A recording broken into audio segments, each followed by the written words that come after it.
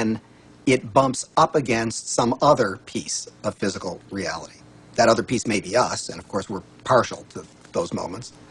But it doesn't have to be either. It could be just some incidental rock comes flying along and interacts with this fuzzy mass of stuff, and sure enough, it provokes it into a particular state of existence. And there were philosophers in the past that said, look, if I kick a rock and I hurt my toe, that's real. I feel that, it feels real, it's vivid, and that means that it's reality. But it's still an experience, and it's still this person's perception of it being real. Scientific experiments have shown that if we take a person and hook their brains up to certain PET scans or computer technology and ask them to look at a certain object, and they watch certain areas of the brain light up, and then they've asked them to close their eyes and now imagine that same object. And when they imagine that same object, it produced the same areas of the brain to light up as if they were actually visually looking at it. So it caused scientists to back up and ask this question. So who sees then? Does the brain see? Or do the eyes see? And what is reality? Is reality what we're seeing with our brain? Or is reality what we're seeing with our eyes? And the truth is that the brain does not know the difference between what it sees in its environment and what it remembers, because the same specific neural nets are then firing. So then it asks the question, what is reality?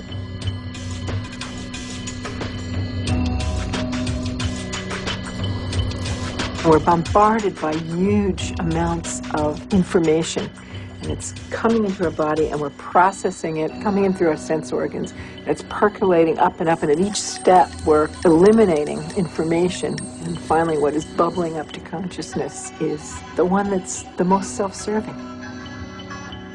The brain processes 400 billion bits of information a second, but we're only aware of 2,000 of those. But our awareness of those 2,000 bits of information are just about the environment, our body, and about time.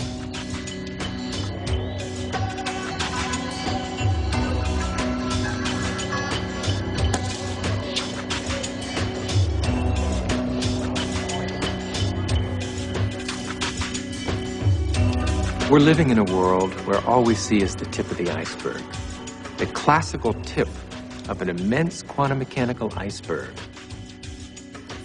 Hey, wow! You got a lot of shots to develop? No. Oh, bummer. Well, I'll catch you later.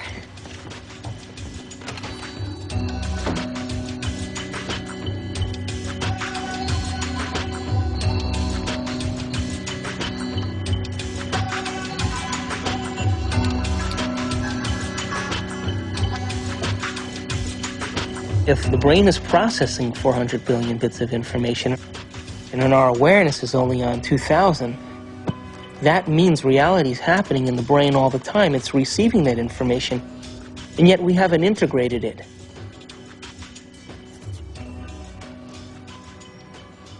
The eyes are like the lens, but the tape that's really seeing is the back of the brain. It's called the visual cortex. It's right back here. It's like this camera, and it's tape. Did you know that the brain imprints what it has the ability to see? Now, this is important. For example, this camera is seeing a lot more around me than what is here, because it has no objection and no judgment.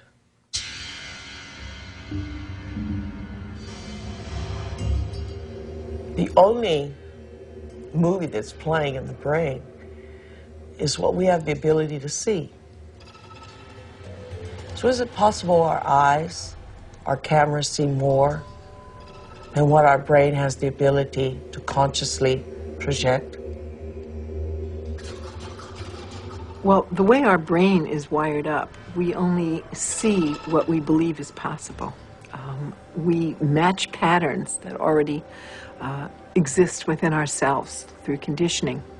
So a wonderful story that I believe is true is that when the Indians, the Native American Indians on the Caribbean islands, saw Columbus's ships approaching, they couldn't see them at all because it was so unlike anything they had ever seen before.